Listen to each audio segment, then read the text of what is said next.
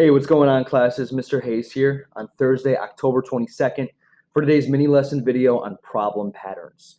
Today's teaching point is focusing on something that's coming up in your book over and over again. Essentially, it's an again and again signpost that's occurring in the life of your memoir author. So to backtrack a little bit, today's teaching point is how readers reflect on a character's challenges to evolve by recognizing problem patterns. Really, the key part of this teaching point is the challenge to evolve. Because of this problem pattern, this thing happening over and over again in your memoir author's life, they're having a difficult time getting beyond that, moving forward, changing, maturing, and eventually overcoming their single story and reaching their potential because they're held back by this problem pattern, this obstacle that's occurring repeatedly in front of them.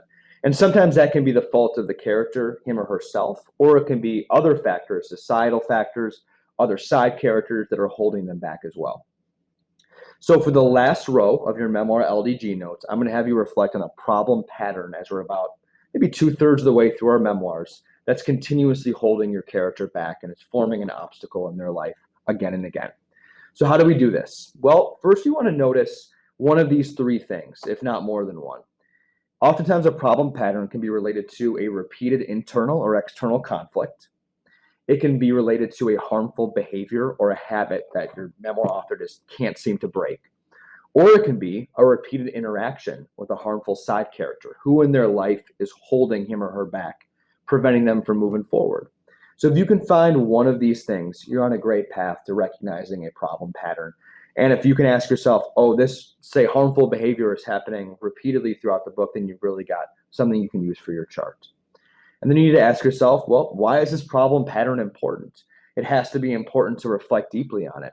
So how does this behavior pose a problem for your memoir author? What is really existing that is the issue that's related to this pattern? And how, specifically, how is it holding him or her back? How is it preventing them from realizing their full potential and eventually overcoming their single story and showing people in their world they're more than just that? All right, so that's going to formulate our last row of our chart, our 12th row, before you turn yours in for a grade. So let's do this together with True Diary, as we're now 18 chapters into this wonderful mentor text. I'm going to take a look at today's, let's scroll back here, take a look at today's chapter that we just read about the Welpinit versus Reardon game. And the problem pattern that I'm seeing is not necessarily one that is Junior's fault. In fact, it's kind of the opposite of that. While many people in his tribe should probably be giving him credit for trying to make a better life for himself, the problem pattern that I'm seeing is related to an external conflict. It is a person versus society conflict. It's society being racist and vindictive and really cruel and evil towards Junior for leaving the reservation. And that was never more clear than in today's reading with the basketball game against Welpinit. So I'm going to look here for the best possible quote that can show just how against Junior everyone back at the res and back at the tribe is. Certainly I could have done a quote from Rowdy and his violence during the game towards Junior. But I like the scene where they all turn their back on Junior when he walked in. The first they chanted Arnold sucks, but then they went to, let's see, where is it? It's where they turn their back. Here it is at the bottom. So we walked through the front and into the loud gym, which immediately went silent, absolutely quiet. My fellow tribal members saw me and they all stopped cheering, talking, and moving. I think they stopped breathing. And then as one, they all turned their backs on me.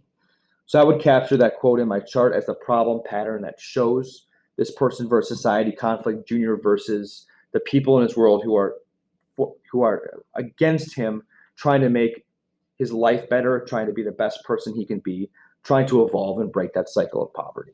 That's the problem pattern that keeps coming up. Even going back to the way Rowdy reacted when he told him he was leaving, even going back to the way that his parents told him that, Junior, everyone's going to be against you now. There's all these signs, that these problem patterns of anyone who dares to break the mold of staying in the res and being loyal to the res. Anyone who tries to break that cycle is looked at as a pariah and a traitor. And that's a problem pattern existing in Junior's world. So I'm going to capture that quote here. My fellow tribal member saw me.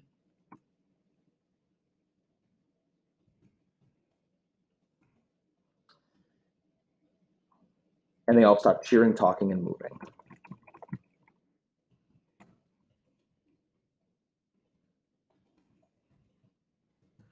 In fact, I think they stopped breathing.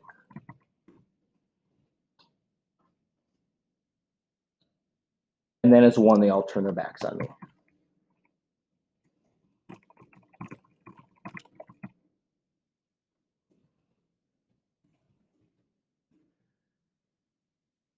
And then I put the page number here, so 177, cheering, fix that typo. And what's cool about this quote is that it's not just literal, but it's also symbolic. They're turning his back on him, literally and figuratively, in this scene. So then I'm going to ask myself, what did I notice, which is the external conflict, and why is it important? So I noticed that when Junior entered the basketball gym to face his old tribe, everyone in the student section and even all the parents organized a kind of a movement, or organized an action where they would cohesively turn their backs on him at the exact same time. This external conflict is person versus society, because Junior is going against everyone on the res who doesn't want to see him try to make a better life for himself at white Reardon. All right, so now how is this important for the memoir author? Well, in this case, it's not a memoir, but we're using Junior as an example. It is based on Sherman Alexie's life, so it does kind of work for this. So how is this important? This is important because I'm going to answer these two questions to finish off my reflection. How does this behavior pose a problem for your memoir author? Well, this is important because the problem is existing right in front of him. He is viewed as a traitor and a pariah for leaving the res, causing not just emotional isolation, he returns home, but also putting himself in harm's way of some serious violence. Not just Rowdy punching him out when he first gave him the news that he was leaving, but now the way that Rowdy's reacted on the basketball court is something I'm sure a lot of other tribal members would like to do to Junior. And the fact that Rowdy was cheered on and could be maybe viewed as a bit of a hero for what he did to Junior on the tribe, as wrong as that is putting Junior in some serious harm's way. And every time he returns to the tribe, every time he returns to the res, he could potentially be a target for that type of violence, that type of resentment. So next question is, how is it holding him or her back? Well, to me, the ultimate goal for Junior is to be accepted on the res as someone who tried to make a better life for himself and as an inspiration for others to do the same. And if this continues to happen, even during something as innocent as a basketball game, he'll never accomplish that goal. So I could say it is also important because in order for Junior to fulfill his goals, he wants to carve out a better future at Reardon, while also being viewed as an inspiration back home.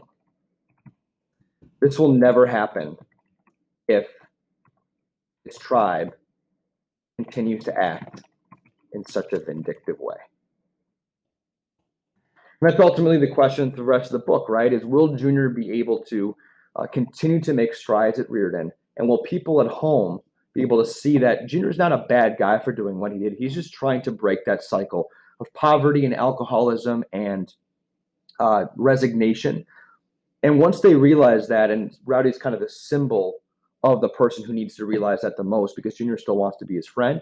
Once the people on the tribe realize that Junior should not be viewed in a negative way, but as someone who's inspirational, then ultimately he's going to achieve his goal. And that's really the goal for our main character through the last third of our mentor text. So for your own memoir that you're reading right now, you're going to look for that problem pattern that comes up again and again, whether it is an internal-external conflict, a harmful behavior or habit, or a side character who's causing some sort of destruction to your main character, mentally, or in Rowdy's case, physically. When you notice this stuff happening repeatedly, I'd like you to reflect on it in your last row of your memoir LDG notes as the problem pattern, just like the routine that we've been establishing with our notes throughout the last couple of weeks.